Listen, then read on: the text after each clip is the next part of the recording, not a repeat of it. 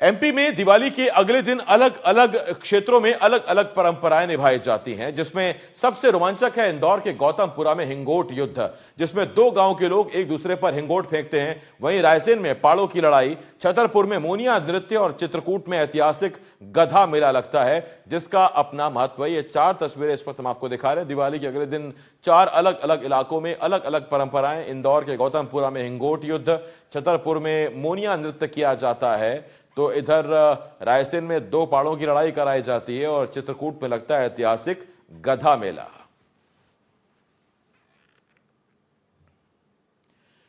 इंदौर के गौतमपुरा में हिंगोट युद्ध परंपरा के नाम पर आग के गोले बरसाए जा रहे हैं। ग्रामीणों ने एक दूसरे पर हिंगोट फेंकना शुरू कर दिया। हिंगोट युद्ध में कई लोगों के घायल होने की खबर आ रही है। तो ये बड़ी खबर इस वक्त हम आपको बता रहे हैं और बड़ी खबर इंदौर से आ रही है, जहां इंदौर के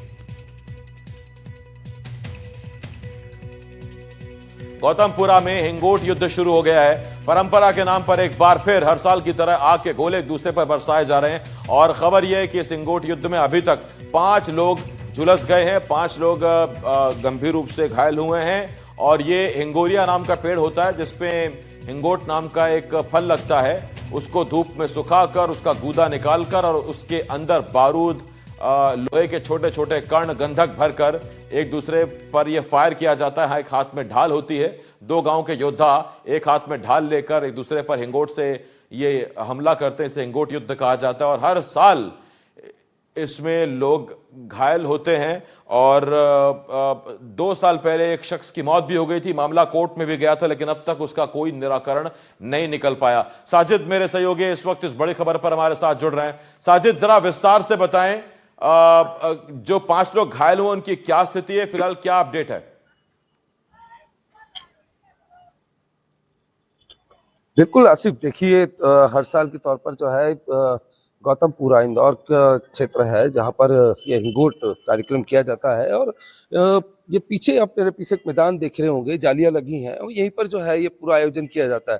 दरअसल आसिफ, हिंगोट नाम का जो है एक फल होता है जिसे अंदर से जो है वो फोड़ करके खाली किया जाता है। उसमें बारूद, पोटास और अन्य जो विस्फोटक सामग्री है उसको रखा जाता है। उसके बाद उसे बांध करके उसके ऊपर आग लगा करके और एक दूसरे के ऊपर इसको फेंका जाता है। इसे हिंगोट प्रथा कहा जाता है। काफी पुरानी प्रथा है। प्रशासन ने कई बार इसको बंद कराने की जो है कदम उठाए हैं, बातचीत के दौर भी चाले हुए, लेकिन प्रथा के नाम पर जो है ये चल रहा है, इसलिए इसको प्रशासन के लिए बड़ी चुनौती है। इसे आज तक बंद नहीं किया जाता। आज जो कार्यक्रम हुआ है इसमें जो है तकरीबन 5 लोग घायल हुए हैं, जिनका इलाज स्थानीय गौतमपुरा के अस्पताल में चल रहा है। और उसकी थोड़ी जानकारी और अभी आसिफ आना बाकी है कि उनकी स्थिति क्या है। बहरहाल आसिफ, हमारे साथ यहाँ पर एसडीएम भी मौजूद हैं यहाँ के। सर, किस तरह का आयोजन रहता है? ये गौतमपुरा और रुंझी नाम के 2 ग्राम हैं जो यहाँ की नगर परिषद में शामिल हैं।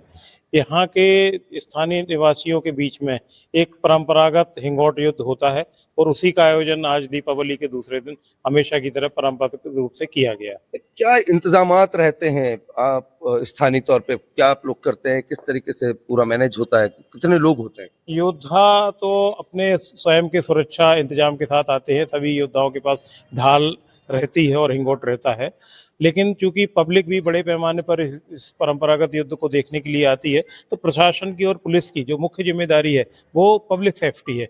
इसलिए पब्लिक की सेफ्टी के हिसाब से चारों तरफ मैदान में बैरिकेडिंग की गई थी और जालियां लगाई गई थी। इसके अलावा क्योंकि कोई अगर घायल होता है तो उसको तत्काल अस्पताल भेजने के लिए 4 एम्बुलेंस मौके पर तैनात की गई थी और 4 फायरमैन तैनात व्यवस्था तो की गई है, लोगों की जान भी चली जाती है। ज्यादा लोग घायल ना हो। पहले फिलहाल बहुत धन्यवाद करता हूं मैं आपका अभी साजिद इस्लाम जानकारी के लिए। इंदौर से मेरे सहयोगी साजिद हमारे साथ जुड़े हुए थे, जानकारी दे रहे थे। फिलहाल 5 लोग वहां घायल हुए हैं, ये हमने आपको खबर बताई।